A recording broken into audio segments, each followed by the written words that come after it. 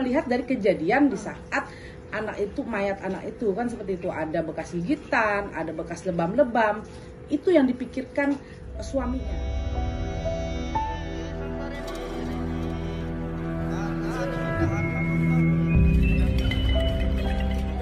Tabe selamat lingun alatai salam sujud karende malempang. Nakon pari samandiai yang menyukai banget di YouTube-nya Dewi Rantian Intan. Sekarang saya mau membahas masalah sekarang lagi ada kasus masalah anak yang tenggelam di kolam renang.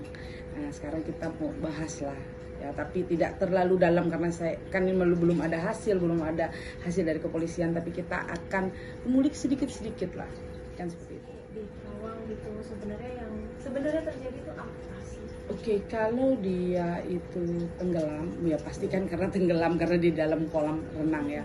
Tapi mungkin ini akibat kecelakaan, atau ada kelalaian seperti itu. Berarti masih positifnya. Oh ya, Angger Dimas nih mantan lahir tanggal 1 Maret 1988, itu unsur tanah. Orang tanah ini keras. Tipikal orang yang keras. Jadi kalau ada sesuatu yang masuk di pikiran dia tidak masuk akal, dia akan berambisi untuk menyelesaikan permasalahan itu sampai tuntas. Nah, jawaban saya, permasalahan ini akan panjang nantinya. Karena rasa ada sangat ada keganjalan yang di dalam pikiran dia, dengan perasaan dia merasa bahwa ini tidak masuk akal seperti yang diceritakan oleh mantan istrinya. Itu yang saya lihat. Oke, dalam keterangan sendiri si istrinya sudah kasih tahu bahwa pas ditemukan kan anaknya lebam-lebam gitu ya. Tapi kata beliau, dia bilang itu bekas gigitan dia karena efek ibu yang pengen anaknya bangun lagi. Menurut dia itu terangannya seperti apa sih? Bener nggak sih atau bohong? Oke, kalau dibilang itu benar atau bohong, saya ini kan karena belum ada hasil dari kepolisian ya, saya agak sedikit ini. Sebenarnya kalau dibilang ini rasa panik seorang ibu melihat anak ini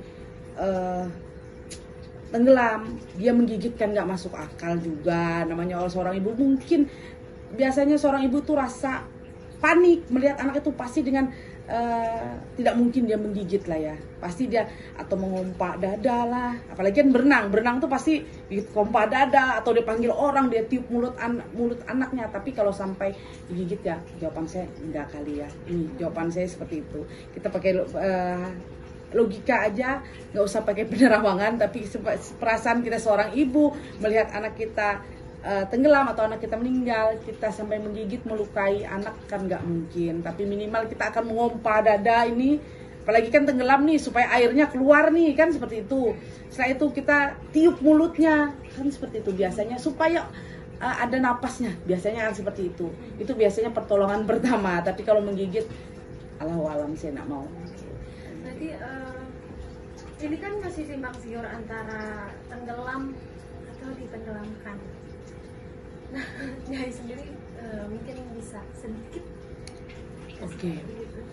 Tenggelam atau ditenggelamkan, tapi intinya kan dia meninggalnya di dalam air, kan seperti itu. Tapi nanti akan lebih terbuka lagi setelah kepolisian bisa memberitahu kenapa ini terjadi. Tapi jawaban saya nggak mau terlalu dalam ini.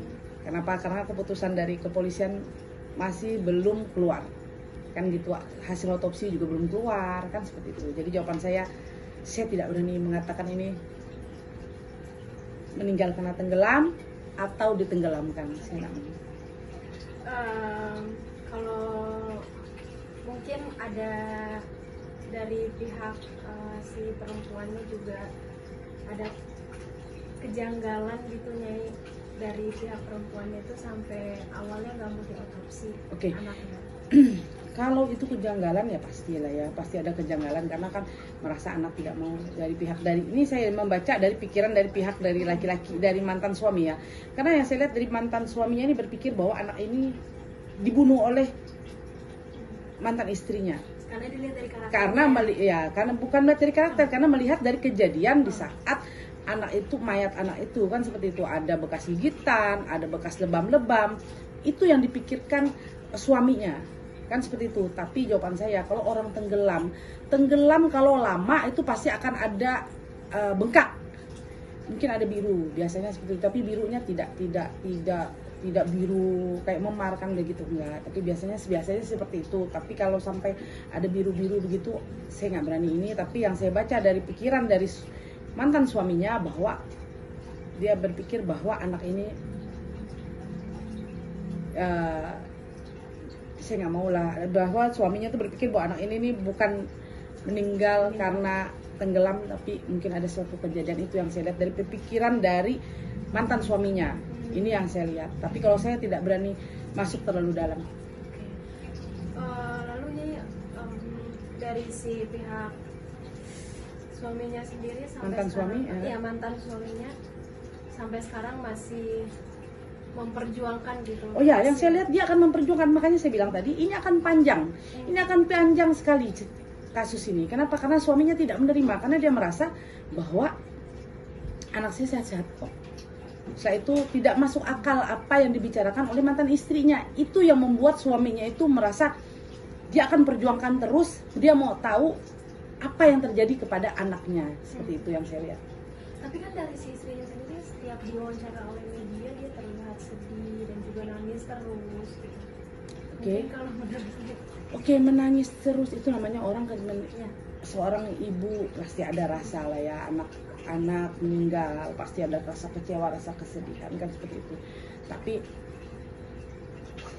saya bingung deh, karena yang saya lihat ini ada perasaan sedih, ada perasaan kacau, ada sesuatu perasaan yang dia rasa pendam sendiri dalam hati, tapi saya tidak mau mengungkapkan itu ada apa seperti itu.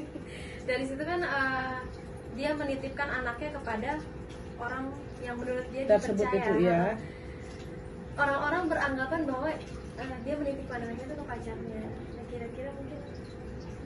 Oke, dia menitipkan anaknya kepada orang yang dia dekat, yang sangat dia percaya, yang dekat dengan dia. Tapi yang tadi saya bilang cowok itu tidak begitu tinggi, agak gempal, berisi badan. Setelah itu badan agak matang, gitu, mukanya agak tegas. Nah, jadi kan Tamara sama Rani kan udah ngasih kelihatan ya bahwa saya lebih percaya sama dia, kekasihnya ya, dibanding sama Susna. Oke. Apa memang sudah sedekat itu sampai membiarkan anaknya? Oke, kalau dibilang namanya orang pacaran, namanya orang dekat, ya pasti kan lebih percaya kepada pasangannya daripada susternya. Mungkin dia berpikir karena dia merasa orang ini yang selalu ada di dekat dia, selalu dekat dengan anaknya. Jadi dia merasa lebih percaya banget kepada orang ini. Memang saya lihat dia dekat sekali dengan orang ini. Kalau untuk memarnya sendiri, saya nggak berani berspekulasi. Nanti setelah menunggu hasil dari kepolisian aja, pasti ya nanti akan terbongkar kok, satu-satu pasti akan kelihatan. Tapi dia udah tahu ya. Saya udah paham, tapi saya tidak mau karena bahaya, aib buat orang nggak boleh. Ada sesuatu hal yang aneh aja sih. Makanya saya bilang ada sesuatu yang dia tutupi di dalam hati dia. Oke, orang yang sudah meninggal itu kan pasti kembali kepada ini, tapi kan karena masih baru ini, anak-anak itu masih ada di dekat orang tua. Kalau dia dibilang sedih, jawaban saya dia masih belum paham apa yang terjadi dengan diri dia. Biasanya orang yang meninggal itu 1, 2 hari, 3 hari, seminggu itu dia masih belum menyadari kalau bahwa dia itu udah meninggal. Biasanya setelah memasuki 40 hari baru dia menyadari kalau dia itu meninggal. Makanya setelah itulah dia akan biasanya meratapi atau dia sedih kenapa dia akan berpisah dengan keluarganya. Itu biasanya seperti itu. Berarti masih ada sekeliling orang-orang yang sayang ya? Masih ada. Dan dia masih belum menyadari kalau bahwa dia meninggal.